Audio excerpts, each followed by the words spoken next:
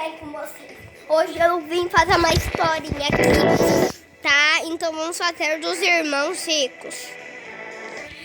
Agora, então vamos lá. Amigo, eram os irmãos gêmeos do youtuber, tá bom? Então vamos lá que todo mundo queria esquentar o pneu deles. Então vamos lá. Eles eram muito ricos.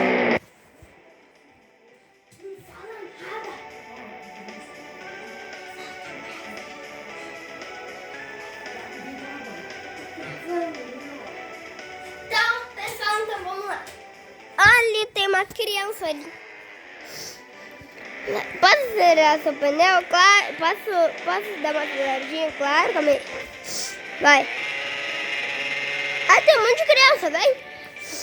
Um de cada vez, vai. Vem você. E você. Tchau, criança.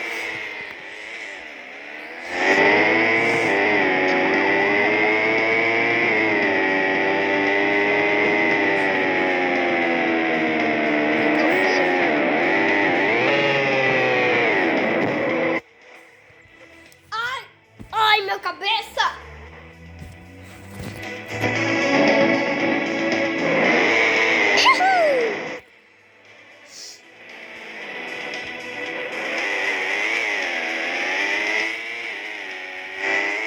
Vai!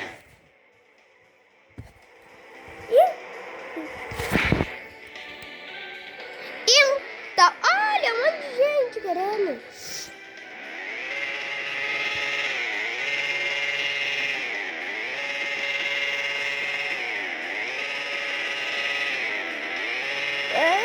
Pode vir crianças. Olha, não.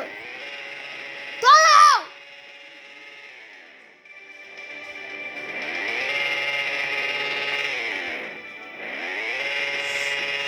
Pronto. É isso aí. Tchau, galera. Tchau, youtuber gêmeos. Crianças e crianças.